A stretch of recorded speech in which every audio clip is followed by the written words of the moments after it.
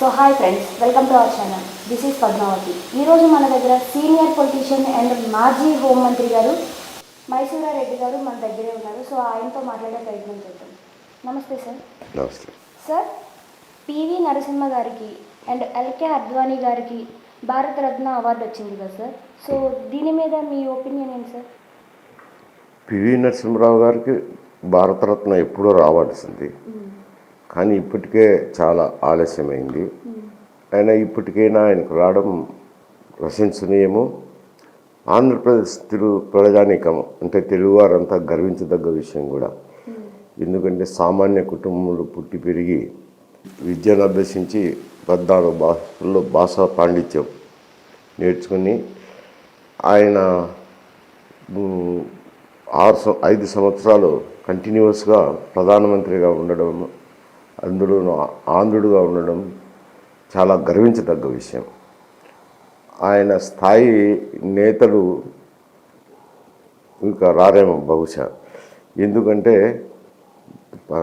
పండితుడు అంటే బాగా విద్యావంతుడు, మరియు రాజకీయాల్లో దాదాపు 4-5 శాఖలు కేంద్రంలో చేశారు, రాష్ట్రానికి ముఖ్యమంత్రిగా చేశారు. ఇన్ని అర్హతలు సంపాదించిన తర్వాత ఆయన నిజంగా భారతరత్నమే. అందులోనూ ఇండియా ఆర్థిక ఇబ్బందుల్లో కూరుకుపోయినప్పుడు ఆయన ప్రధానమంత్రి అయ్యారు. ఒక దశలో బంగారం నిల్వలు బ్యాంకులో కుదవబెట్టాల్సిన పరిస్థితి ఏర్పడినది. అటువంటి ఆర్థిక స్థితిగతుల నుంచి ఎకనిక్ రీఫార్మ్స్ తీసుకొచ్చి భారతదేశ ఆర్థిక వ్యవస్థను అభివృద్ధి చేసి అభివృద్ధి పదం వైపు మళ్ళేదానికి కృషి చేసిన మహనీయుడు, మంచి తెలివిపరుడు కూడా, పరిపాలనా దక్షుడు. ఆయనకు భారతరత్న రావడం అందరికీ అభినందనీయమే, కాదని ఎవరం కూడా అనలేము. అందరం గర్వించదగ్గ విషయమే, హర్షణీయం కూడా. Okay sir. And Manmohan Singh గారు, ఎన్టీ రామారావు గారికి కూడా భారతరత్న రావాలి అని చాలామంది అభిప్రాయపడుతున్నారు. మరి దీనిపై మీ ఒపీనియన్ ఏంటి సార్? ఇవ్వచ్చు, అది ప్రభుత్వానికి సంబంధించిన వ్యవహారం. నేను ఈ మన్మోహన్ సింగ్ అయినా ఆర్థిక సంస్కరణలు పెట్టి ఆర్థిక మంత్రిగా దేశాన్ని ముందుకు నడిపించడమేలో అయితేనేమి, పివి నరసింహరావు గారికి చేదోడు వాదుడుగా ఉన్నారు ఆర్థిక మంత్రిగా ఉంటూ. తర్వాత ప్రధానమంత్రిగా కూడా 10 సంవత్సరాలు ఉండడం అంటే గొప్ప విశేషమే. రావటం సంతోషకరమే, అది ప్రభుత్వ నిర్ణయం. వాళ్ళకు ఎన్ని కన్సిడరేషన్స్ ఉంటాయి. దాన్ని రామారావు గారైనా ఇస్తే తప్పేం లేదు. మరి వారు కూడా ఎలిజిబుల్ పీపులే, అది ప్రభుత్వం తీసుకోవాల్సిన నిర్ణయం. Okay sir. And PV Narasimha Rao గారికి కాంగ్రెస్ దూరం పెట్టింది అని కేటీఆర్ గారు విమర్శిస్తున్నారు. అసలు దూరం పెట్టడానికి గల కారణం ఏంటి సార్? కొందరు అనుకోవచ్చులేండి ఆయన దూరం పెట్టినారని. అప్పుడు ప్రధానమంత్రిగా రాజీవ్ గాంధీ గారు తిన్న తర్వాత కాంగ్రెస్ పార్టీ ఏకగ్రీవంగా మన్మోహన్ సింగ్ పివి నరసింహరావు గారికి పట్టం కట్టినారు. ఆయన అది పూర్తి మెజారిటీ ప్రభుత్వం కాదు, మైనార్టీలో ఉన్న ప్రభుత్వాన్ని 5 సంవత్సరాలు పాలించడం గొప్ప విశేషమే. అది కాంగ్రెస్ పార్టీలోనే ఉన్నాడు, కాంగ్రెస్ ప్రధానమంత్రిగానే ఆయన చలామణి అయినారు. ఆయన ఆర్థిక సంస్థలు ప్రవేశపెట్టి కొంచెం పాతుకుపోయిన తర్వాత అప్పుడే కొత్తగా సోనియా గాంధీ గారు అధ్యక్ష పీఠం కూడా అలంకరించడం జరిగింది. కాంగ్రెస్ పరిపాలనలో ఈయన కూడా బిజీ అవుతాడు కదా.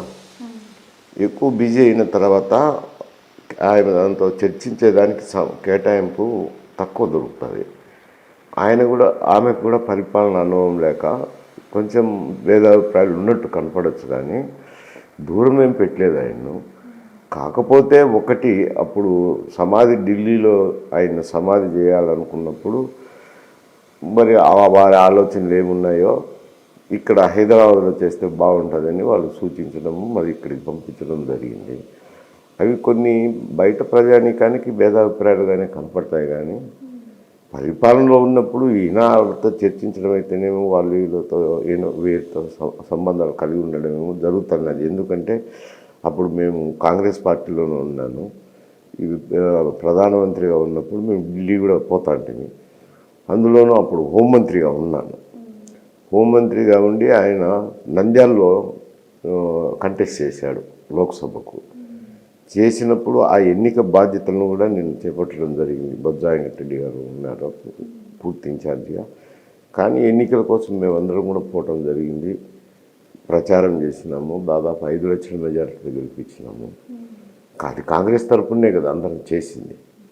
కానీ కొందరు అనుకునేదానికి అవకాశాలు ఉన్నాయి అనొచ్చు. కానీ అది పరిపాలన మామూలుగా జరిగే సంఘటనలే కానీ అంతకు మించి పూర్తి భేదాభిప్రాయాలు వచ్చి లేదు.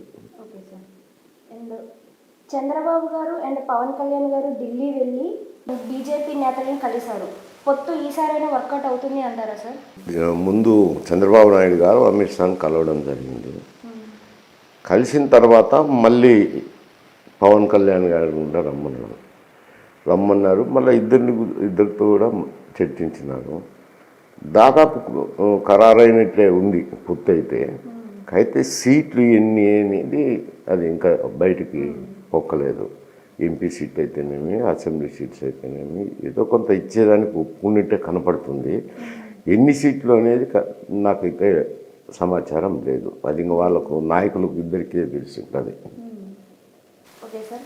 అండ్ జగన్ గారు మోడీ గారితో మీటింగ్ ఏర్పాటు చేసుకున్నారు కదా, దాని ఉద్దేశం ఏమై ఉంటుంది? అంటే టీడీపీతో పొత్తు వద్దు అని చెప్పాలని వెళ్ళారా అని టీడీపీ వాళ్ళు కూడా అంటూ ఉన్నారు. ఇది ఎంతవరకు నిజమంటారు సార్? ఇప్పుడు ఇతను పోయి కలిసింది పత్రికల్లో వచ్చింది, అందరికీ తెలిసిన సత్యమే. కానీ సాక్షి పేపర్లో రాసిన కథనాలను బట్టి రాష్ట్ర అభివృద్ధికి సంబంధించిన కార్యక్రమాల గురించి, ఫైనాన్షియల్స్ గురించి చర్చించినారు అని వచ్చింది. సరే, ఒక ముఖ్యమంత్రి ప్రధానమంత్రిని కలిసిన తర్వాత బయటికి ఇవి చెప్పినా కానీ ఎంతో కొంత వారి ప్రైవేట్ మంత్రాల్లో రాజకీయాలు కూడా చర్చకు వచ్చిండొచ్చు. వద్దని చెప్తే ప్రధానమంత్రి గారికి వద్దని చెప్పేటంత స్థాయి లేదనుకుంటాను ముఖ్యమంత్రి గారికి. ఆయన పొత్తు పెట్టుకోవాలంటే వారికి కూడా ఇంటెలిజెన్స్ రిపోర్ట్స్ ఇవన్నీ వస్తాయి. ఇక్కడ పరిస్థితి ఏముంది, రాష్ట్రంలో పరిస్థితి ఏముంది, రేపు ఎంపీలు ఎవరిని గెలుస్తారు, ఇటువంటివన్నీ అంచనాలు ఉంటాయి వాళ్ళ దగ్గర. అంచనాలు ఉన్నప్పుడు మెజారిటీ పార్లమెంటు స్థానాలు వచ్చే ఒక వ్యక్తిని ఎవరు వదులుకోలేరు. అక్కడున్న పరిస్థితులను బట్టి చూస్తుంటే కొంచెం వైఎస్ఆర్సీపీ హవా తగ్గి తెలుగుదేశం, జనసేన వారి యొక్క ప్రాధాన్యత పెరిగినట్టు కనపడుతుంది. రేపు ప్రభుత్వం ఏర్పాటులో కూడా వాళ్ళకే కొంచెం మెండుగా ఉన్నాయి అవకాశాలు. ఇటువంటి పరిస్థితులు ఉన్నప్పుడు దేశానికి ప్రధానమంత్రి అయినప్పుడు బీజేపీకి ఎక్కువ భాగం నార్త్ ఇండియాలోనే ఉండేది. ఉత్తర భారతదేశంలో సీట్లు వచ్చినప్పుడు అక్కడ రాజకీయ పార్టీలు కొంత ప్రమేయం ఉంటుంది కదా ఇండియా కూటమికి. ఉన్నప్పుడు కొంత సీట్లు ఏమొస్తాయో ఏమో ముందు నుంచే వ్యక్తులను దక్షిణ దేశంలో వ్యతిరేకం చేసుకోలేరు కదా, కొందరినన్నా సానుకూలత పెంచుకోవాల్సి ఉంటుంది. అటువంటి సానుకూలతలో భాగంగానే చర్చల సరళి ఉంటుంది. పూర్తిగా మీతో పెట్టుకోపో, మీతో ఉండం పోని ఎవరు చెప్పరు, ఏ రాజకీయ నాయకులు కూడా చెప్పరు. వారిని మీరు ఫలానాలతోనే పెట్టుకోండి అని ప్రధానమంత్రి గారికి చెప్పేటంత స్థాయి లేదు ఆంధ్ర నాయకుల్లో.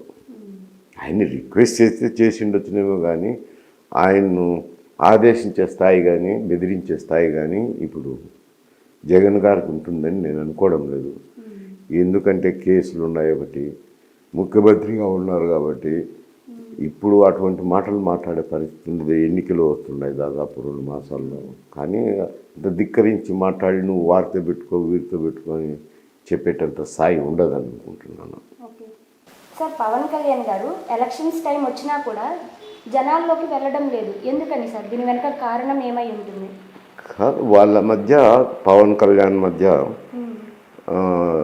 తెలుగుదేశం నాయకుడు చంద్రబాబు నాయుడు గారి మధ్య, ఇద్దరి మధ్య మన సంక్రాంతి రోజున దాదాపు 2 దఫాలుగా సమావేశాలు జరిగినాయి. ఒక్కొక్క మారు 3 గంటలు చర్చించినారు. సీట్లను కూడా చర్చించుకున్నారు.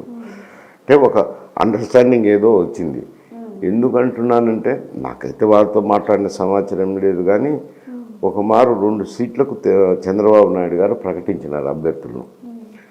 ప్రకటించిన తర్వాత జనసేన నాయకులు పవన్ కళ్యాణ్ కూడా 2 సీట్లకు అభ్యర్థులను ప్రకటించడం జరిగింది. ఇచ్చినప్పుడు కొందరు వాళ్ళ కూటమిలో భేదాభిప్రాయాలు వచ్చినాయనేది కూడా ప్రచారం జరిగినప్పుడు తెలుగుదేశం ఒక రీజాయిండర్ ఇచ్చినారు. మొన్న ఉమామహేశ్వరరావు అనుకుంటాను. ఆయన ఇది ఏముంది, దాంట్లో ఇంతేముంది, విశేషం ఏముంది, అభిప్రాయ భేదాలు ఏమున్నాయి, అవగాహనలో భాగంగానే మేము కూడా మా 2 సీట్లను ప్రకటించినాము, వాళ్ళు 2 సీట్లను ప్రకటించవచ్చు, దాంట్లో ఇబ్బందికర పరిస్థితి ఏముంది అని ఆయన రిజైండర్ కూడా ఇచ్చినారు. దాన్ని బట్టి చూస్తే వాళ్ళు ఏదో కొన్ని సీట్లు మాట్లాడుకున్నారు. ఆ మాట్లాడుకున్న పరిస్థితుల్లో స్థానికంగా ఉండే స్థానిక పరిస్థితులను బట్టి వారు ఒక 2 సీట్లకు ప్రకటన చేసినారు. ఈయన మీద ఒత్తిడి ఉంటుంది రండి, బహుశా ఒత్తిడి ఉన్నప్పుడు ఈయన 2 సీట్లకు ప్రకటన. సో అది కూడా కారణమై ఉండొచ్చు అని అంటున్నారు. అది కారణమై ఉండేదానికి లేదు. ఆయన ఎందుకు వెళ్ళలేదు జనంలోకి అని అంటే నోటిఫికేషన్ రావాలి కదా. నోటిఫికేషన్ వచ్చిన తర్వాత వెళ్ళకపోతే అది వేరు సమస్య. నోటిఫికేషన్ అయినాక క్యాండిడేట్లు అందు వాళ్ళ పరిస్థితులు పెట్టుకొని నోటిఫికేషన్ అయిన తర్వాత వారి సీట్లలో వాళ్ళు ప్రచారం చేస్తారు. రేవంత్ రెడ్డి గారికి ఓటుకొక నోటు కేసు అని సంబంధించిన సుప్రీంకోర్టు నోటీసులు ఇచ్చింది. మరి ఏం జరిగి ఉండొచ్చు అంటారు సార్ దీని వెనకతల? కాదు, అది ఎప్పుడో ఇంతకుముందు హైకోర్టులో నందు విచారణ జరిగినాయి. దాని మీదట కొందరు వ్యక్తులు సుప్రీంకోర్టు వెళ్ళటం జరిగింది. ఆ సుప్రీంకోర్టుకు వెళ్ళిన తర్వాత అవి రొటీన్గా వచ్చిన నోటీసులండి. మీరు కౌంటర్ ఫైల్ చేయండి, మేము విచారణ చేపడతాం, తొందరలో కౌంటర్ ఫైల్ చేయమని నోటీసులు ఇచ్చారు. అది కానీ అవి రొటీన్గా జరుగుతుందండి, కొత్తగా వింతగా చూడాల్సిన అవసరం ఏం లేదు. సార్, కాంగ్రెస్ గవర్నమెంట్ టీఎస్ను టీజీ మార్పుతుంది అని అనేసి అంటున్నారు. ఈ నిర్ణయంపై మీ ఒపీనియన్ ఏంటి సార్? అంటే మోటారు వాహనాల నెంబర్ ప్లేట్లో ఇప్పుడు ఏపీ టీఎస్ నెంబర్ వస్తుంది, టీఎస్ సిరీస్తో వస్తుంది. మరి కారణాలేమో దానికి టీజీ అయితే బాగుంటుందని కాంగ్రెస్ ప్రభుత్వం అధికారంలోకి వచ్చినాక వారు ఆలోచన చేసి క్యాబినెట్లో పెట్టాలా, నిర్ణయం తీసుకోవాలని వచ్చిన వార్తలు. సో ఇప్పుడు నెక్స్ట్ రాబోయే ఏపీ ఎలక్షన్స్లో ఎవరిది పై చేయి అవ్వచ్చు, ఎవరు చివరికి విజేతలు అవ్వచ్చు అని మీరు అనుకుంటున్నారు? మీ ఒపీనియన్ ఏంటి సార్? అంటే ఇప్పుడు జనంతో మాట్లాడినప్పుడు కొన్ని సర్వేలు కూడా కొన్ని సంస్థలు చేస్తున్నాయి అనుకోండి. ఆ సంస్థల సర్వేలు అంటే నానా రకంగా ఉంటారు. ఎందుకంటే వాళ్ళకి ఎవరు ఫైనాన్స్ చేస్తున్నారో ఎందుకు చేస్తున్నారో అవన్నీ తెలియవు కదా నాకు. కాకపోతే సామాన్యంగా జనంతో మాట్లాడినప్పుడు కొంచెం వైఎస్ఆర్సీపీ మీద అయితే అసంతృప్తి ఉంది.